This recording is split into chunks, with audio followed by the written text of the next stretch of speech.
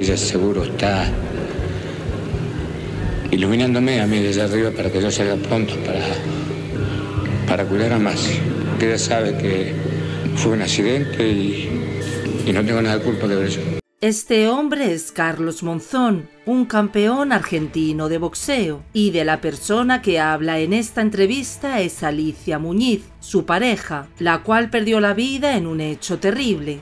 Carlos aseguraba que todo había sido un accidente, pero pronto las investigaciones mostraron otra realidad. Y es que este campeón, admirado por todos en el ring, era en realidad un hombre terrible que no tenía respeto por las mujeres, y aunque las autoridades tenían conocimiento de sus horribles hechos, no hacían nada para frenarlo. Quédate hasta el final del vídeo para conocer todo lo que sucedió. Hola a todos, soy María, bienvenidos a mi canal, bienvenidos a Archivo Criminal. Quiero agradeceros por el apoyo que demostráis en cada suceso. El caso que os traigo hoy sucedió en Argentina. Os invito a que me acompañéis a conocer los detalles de la historia y luego podéis dejar vuestros comentarios sobre el caso. Si el contenido os parece interesante e informativo, os pido que le deis a like, ya que de esta forma me estaríais ayudando. Sin más, comencemos.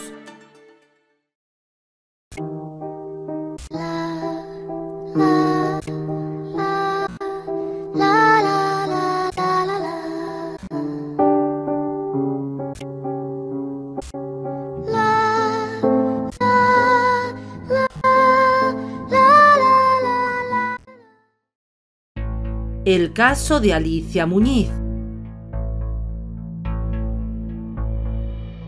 Alicia Alba Muñiz Calatayud nació el 18 de agosto de 1955 en Montevideo, la capital de Uruguay, y fue la hija del matrimonio conformado por Alba Calatayud y Héctor Muñiz García.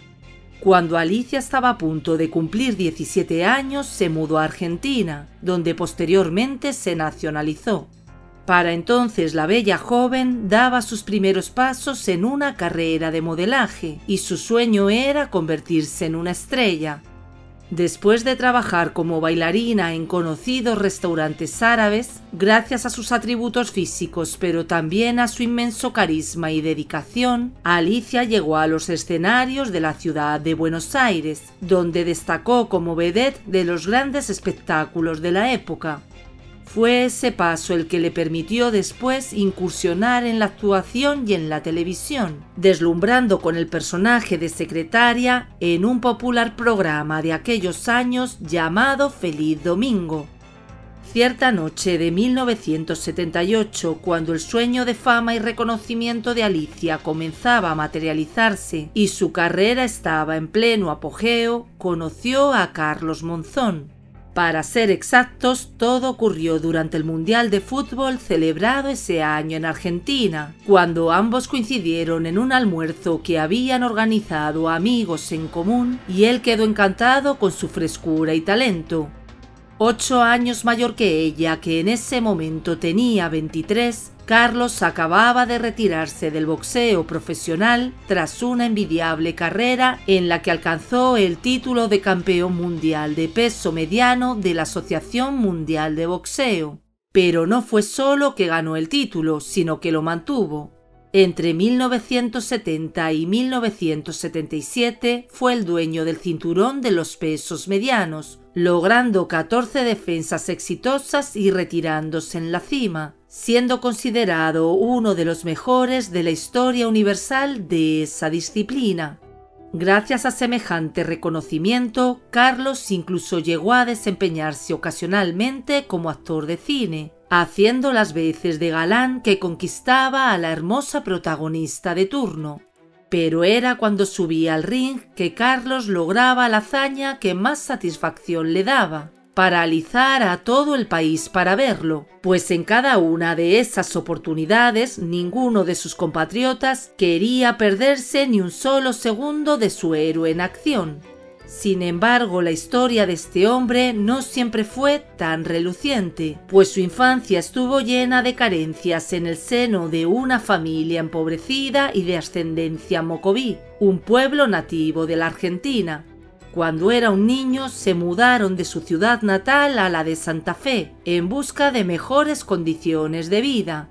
Allí se establecieron en una populosa barriada y poco después Carlos abandonó la escuela primaria para colaborar con el sustento familiar y trabajó en lo que pudo, principalmente de lustrabotas en las calles. Precisamente en las calles conoció sobre boxeo, se interesó y comenzó a practicar, con la idea en mente de superar la adversidad y darle a los suyos una mejor vida. Mientras tanto, a medida que crecía, se ganaba la vida como vendedor de diarios y repartidor de bebidas. A nivel sentimental, Carlos llegó a tener distintas parejas y un total de 5 hijos de 3 madres diferentes. Pero una vez que alcanzó la cima del éxito, el más resonado de sus romances fue el que mantuvo con Susana Jiménez, una famosa actriz y presentadora de televisión. Debido a esa relación, el hombre se divorció de su esposa, con quien tenía 3 hijos. Pero sus muchos amoríos dejaron también entrever la peor faceta del campeón, su personalidad violenta y sus arranques de ira, especialmente cuando bebía más de la cuenta. Tras aquel primer encuentro con Alicia, Carlos quedó fascinado por su arrebatadora belleza y sus inmensos ojos verdes. Ella, por su parte, no fue indiferente al fascinante magnetismo, la seguridad y la fogosidad con los cuales él se desenvolvía. De tal modo, casi enseguida formalizaron su noviazgo.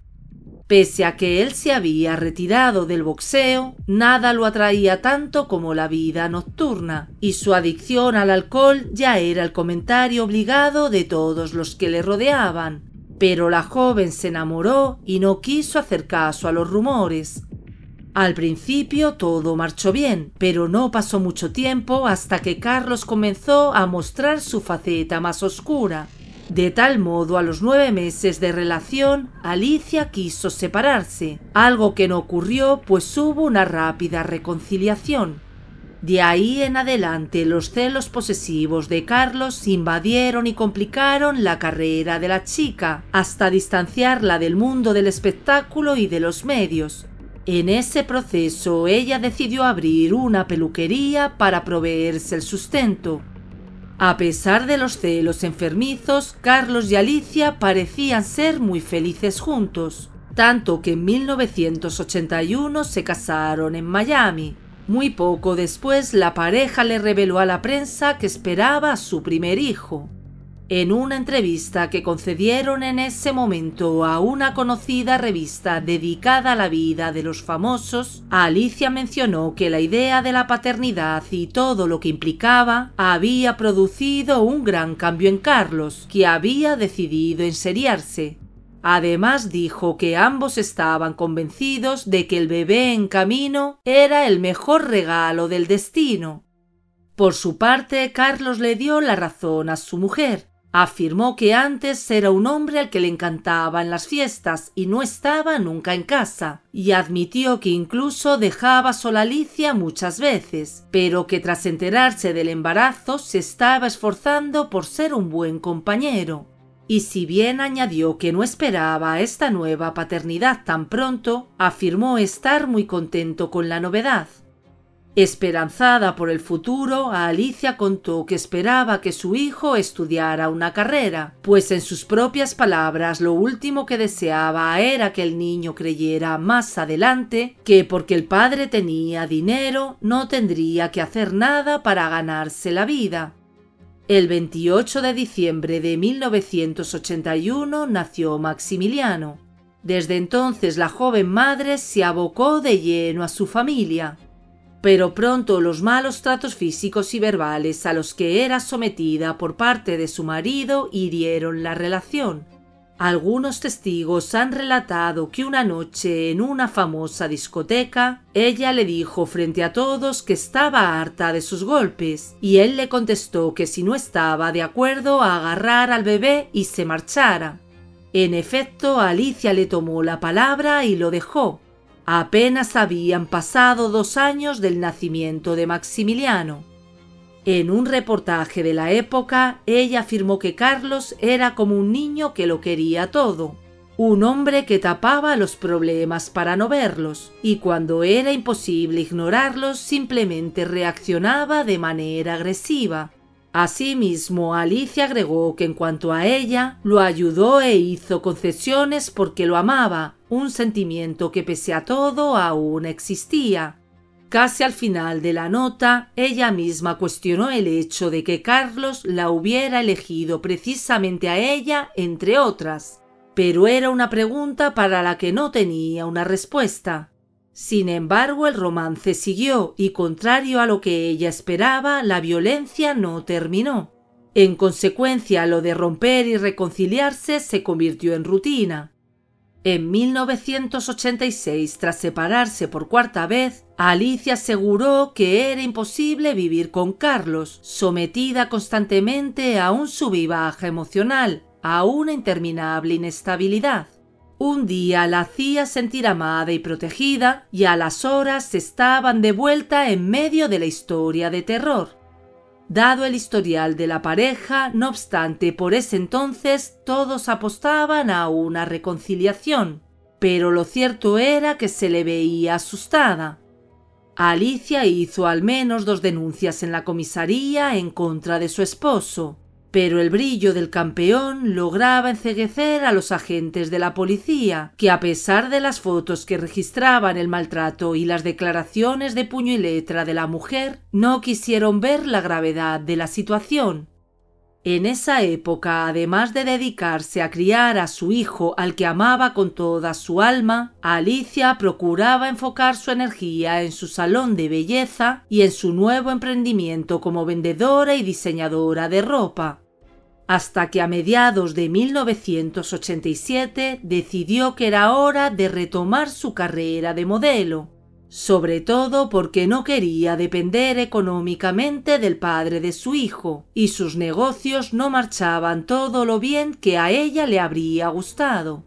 Pero cuando retornó a las pasarelas, resultó que solía llegar a las presentaciones y desfiles con los brazos llenos de moretones, algo que tenía una única explicación: los golpes que recibía por parte de Carlos, de quien no lograba deslastrarse de manera definitiva.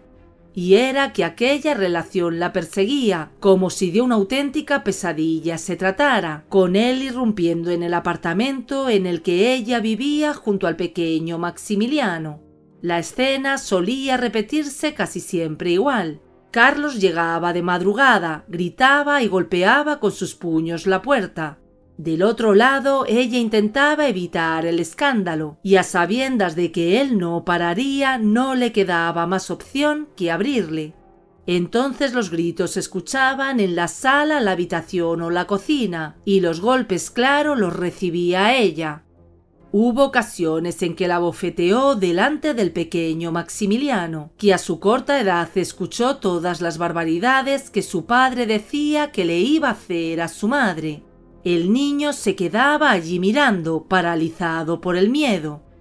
Hacia finales de ese año fue la madre de Alicia quien denunció a su yerno en la comisaría por disturbios, amenazas y violación del domicilio, tal y como consta en el documento que posteriormente fue recuperado.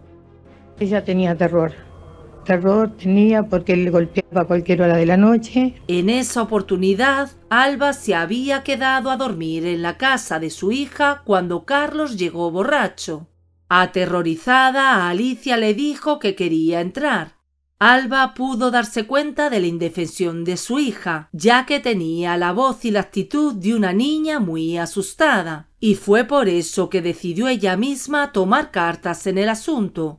Al final, Alicia encontró el valor para poner distancia definitiva y volvió a Uruguay para trabajar junto a un peluquero amigo. Algunos dicen incluso que, consumada la separación con Carlos, ella hasta había logrado rehacer su vida afectiva junto a otro hombre. Pero llegado el verano austral en 1988, resolvió viajar a Mar del Plata, Argentina, para ir a visitar a su hijo, que había ido a pasar unos días con su padre. Esa es una de las versiones. Otra, en cambio, indica que Carlos la había amenazado con no entregarle al niño, lo que la motivó a ir a buscarlo para llevárselo a Uruguay, mientras que otro de los relatos sostiene que, independientemente de la ruptura del vínculo que los unía, Alicia viajó decidida a exigirle que le diera la cuota alimentaria, compromiso del cual él se había desentendido. Sea como fuere, en esa ciudad balneario, Carlos estaba quedando en casa de un amigo muy cercano, el actor Adrián Martel, quien además tenía un hijo 3 años mayor que Maximiliano llamado Román. Román vivía con su madre y su hermana, pero los fines de semana esperaba ansioso para ver a su padre, y más encantado quedaba cuando llegaba el momento de las temporadas de verano, cuando Adrián se iba a trabajar a Mar del Plata y él se convertía en el niño mimado. Precisamente esa era la situación en ese momento, con la única variante de la presencia del amigo de su padre. Sin embargo, Adrián le comentó varias veces a Román que no le diera importancia a lo que hiciera o dijera Carlos, pues si bien lo quería como a un hermano, era un tipo demente. Ejemplo de ello fue la vez que le regaló al niño una navaja que por el tamaño Román vio como una suerte de espada. Después de obsequiársela, Carlos le dijo al menor que si algún día la policía lo paraba o lo maltrataba, solo tenía que sacar la afilada hoja y clavársela a la gente sin dudar. En un relato posterior, Román señaló que ni en ese momento ni con el paso del tiempo llegó a comprender si el amigo de su padre hablaba en broma, en serio o estaba borracho. De cualquier modo, por increíble que parezca, la situación fue real. Cuando Adrián supo que Alicia estaba a punto de visitarlos, se sintió feliz por ellos. Los quería y esperaba que pudieran superar sus diferencias como pareja, y también por el bien del pequeño Maximiliano. Se sabe que el propio Carlos no veía la hora de tener frente a frente a Alicia para convencerla de seguir juntos. Y en efecto todo parece indicar que una vez que ella puso un pie en Mar del Plata, se dejó seducir por los encantos de aquel hombre que hiciera lo que hiciera, siempre conseguía salirse con la suya y conquistarla. Mucho se ha especulado sobre el hecho de que tras la supuesta reconciliación, Alicia hubiera pensado por un momento que era posible reconstruir la pareja y empezar de nuevo. Por desgracia, la historia estaba a punto de torcerse nuevamente, y de la manera más impactante. El sábado 13 de febrero, después de una tarde romántica que incluyó buena comida y un par de copas de buen vino tinto, Carlos y ella fueron al cumpleaños de un amigo donde se encontraron con Adrián, quien los invitó al casino y al club. El festejo se extendió hasta la madrugada y Carlos consumió gran cantidad de champán. A eso de las 3 de la madrugada del domingo 14, Alicia y él regresaron en taxi a la vivienda. El hijo de ambos estaba en el cuarto que compartía con Román. De Adrián, en cambio, no había señales en la propiedad. Entonces, precisamente en el día de San Valentín, comenzaron a pelear. Carlos creyó que no había testigos. Los niños, entretanto, dormían profundamente.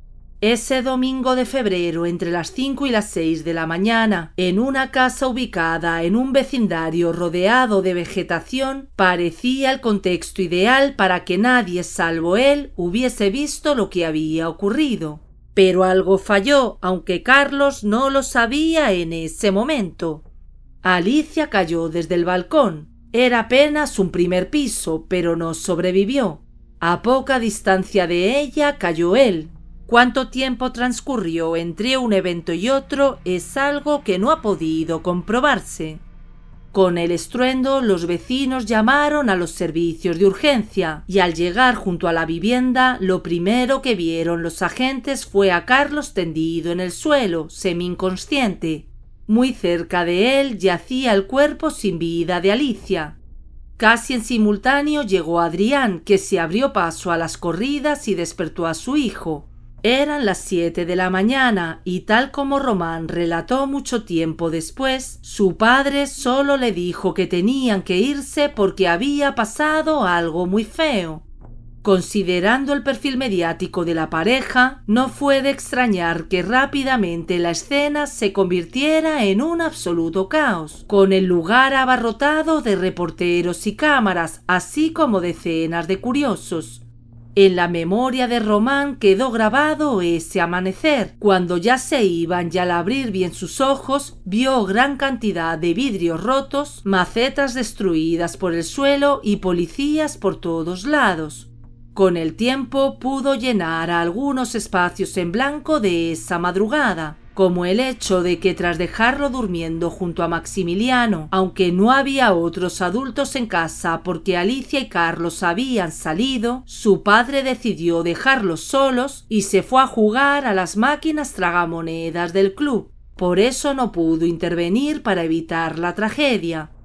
En cuanto a Carlos, fue detenido en primera instancia en el Hospital Interzonal de Mar del Plata, cuyo director más tarde informó que tenía fracturada la clavícula y varias costillas, pero su estado era estable y no había presentado complicaciones.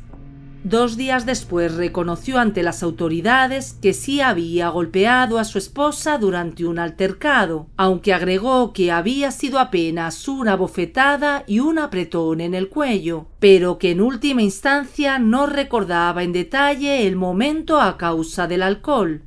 No, yo no estaba corriendo, estábamos discutiendo, qué sé yo, ya no recuerdo de amigo que yo le pego o que doy cosas. Y salió disparando para afuera en camisón. Su abogado aclaró que jamás tuvo la intención de atentar contra la vida de Alicia, pero en medio de la discusión ella se apoyó sobre el balcón y cayó al vacío. De cualquier modo, Carlos fue imputado por homicidio y una vez que recibió el alta médica fue trasladado a una unidad penal. El caso conmocionó no solo a Argentina, sino que se convirtió en titular de la prensa a nivel mundial. Sin embargo, lo que sí ocurrió en su país fue que la opinión pública se dividió, y mientras unos le gritaban que era un criminal, otros lo llamaban campeón. Carlos, por su parte, siguió defendiendo su inocencia. Siento tranquilo y sé que no lo hice y por eso soy inocente y voy a salir muy pronto. En las semanas siguientes no se habló prácticamente de ninguna otra cosa en el país y la sensación generalizada era que una época de oro había llegado a su fin. Los medios impresos y audiovisuales echaron mano de los famosos que tenían alguna anécdota con Carlos. Recordaron las aventuras nocturnas, así como las imágenes de una reina y su campeón. A la vez iban surgiendo tantos rumores, habladurías e hipótesis que el tema parecía no tener fin, y de paso no solo se referían a Carlos y Alicia, sino también a Adrián. Así mucho se dijo, por ejemplo, sobre supuestos negocios turbios de Adrián, a quien algunos empezaron a considerar como un traficante menor de drogas. Según su hijo, no obstante, en Mar del Plata se sabía que su padre era un simple consumidor perdido por la cocaína. Mientras tanto, en una de sus declaraciones, el propio Carlos reconoció que golpeaba a sus parejas, algo que no obstante en sus propias palabras nunca tuvo consecuencias. Pero en contraposición con la supuesta levedad de los puños de un campeón mundial de boxeo que no perdió un combate durante 7 años, el informe preliminar de la autopsia revelaba un ataque brutal. En ese documento el forense indicó que Alicia sufrió una contusión en el temporal izquierdo. Además presentaba hematomas en el ojo izquierdo y la comisura labial izquierda que fueron producto de un puñetazo al rostro. También sufrió fractura de la rótula izquierda y fractura de base del cráneo. Finalmente, el cuerpo estaba lleno de hematomas, de los cuales resultaban más visibles los del cuello y la yugular. Al final, los médicos forenses de Mar del Plata concluyeron que la causa de la muerte fue la fractura del cráneo por el impacto contra el suelo. Posteriormente, toda vez que el cuerpo fue trasladado a Buenos Aires por petición del abogado de su familia, se realizó una segunda autopsia. Sin excluir el golpe contra el suelo, ese examen reveló que la causa originaria de la defunción fue una fuerte presión en el cuello. Esa semana, con la presencia de Carlos, las autoridades llevaron a cabo la reconstrucción de los hechos, y en las inmediaciones se escucharon los gritos e insultos de la gente hacia él. Casi en simultáneo en Buenos Aires tuvo lugar el funeral de Alicia, que se hizo con el ataúd cerrado. Luego el cortejo fúnebre fue seguido por una multitud deseosa de darle a la hermosa mujer el último adiós. Al llegar al cementerio de Chacarita no se observó la presencia de figuras del mundo del espectáculo, pero sí hubo gran cantidad de gente agolpada en las inmediaciones, aunque siempre en orden y en silencio, por lo que en ningún momento la discreta vigilancia policial debió intervenir. Por momentos, en cambio, se vieron escenas de profundo dolor, cuando presumiblemente allegados a Alicia y a su familia se abrazaron. Entretanto, sus padres no se olvidaron de cuidar en todo momento a su pequeño nieto Maximiliano, que entonces tenía 6 años. En julio de 1989 tuvo lugar el juicio público y oral contra Carlos, que fue transmitido en vivo y en directo por la radio. En esa oportunidad, el testigo estrella fue Rafael Báez, un hombre que vivía de recolectar residuos en la calle. De acuerdo con su testimonio, él iba buscando desechos ese domingo y de repente escuchó unos gritos femeninos que atrajeron su atención. Movido por la curiosidad, se dirigió al lugar de donde provenía el ruido. Se trataba de una vivienda a la que se acercó tanto como pudo, logrando ver que Carlos tomó a Alicia del cuello y luego la golpeó. Una vez que Alicia no volvió en sí, la arrojó desde el balcón. En palabras textuales del testigo, el agresor se deshizo de la mujer como si se tratara de un costal de patatas. Asimismo dijo que Carlos se cambió el pantalón que tenía puesto por uno de pijama y saltó desde el primer piso para caer junto al cuerpo de la chica, que para entonces ya había perdido la vida. Carlos, por su parte, retrucó con detalles que buscaban tirar por la borda el relato del testigo. Que no puede haber visto nada porque estaban las persianas cerradas, porque hay abejas por todo lado, hay un nido de abejas. Aún así, el tribunal que lo juzgó, conformado por 2 hombres y una mujer, consideró que el delito de homicidio simple estaba probado. En conclusión, consideraron que Carlos no había actuado con premeditación, sino influido por las circunstancias, pero con plena conciencia de la criminalidad de sus actos. Como resultado, Carlos Monzón fue condenado a 11 años de prisión y el pago de una indemnización de $5.000. La jueza que dictó la sentencia aclaró que, considerando que el balcón medía solo 3 metros de altura, a Alicia se podía haber roto un brazo o una pierna, por lo tanto él la tiró cuando ya estaba inconsciente. Además dijo que se presumía que Carlos había sido asesorado por otra persona que estaba en la casa para que la tirara y simular así que había sido un accidente. Pero quién era esa persona y por qué lo hizo fue algo que el tribunal no pudo consignar. Finalizado el proceso judicial, la historia siguió dando de qué hablar. En cuanto a Carlos, continuó defendiendo su inocencia.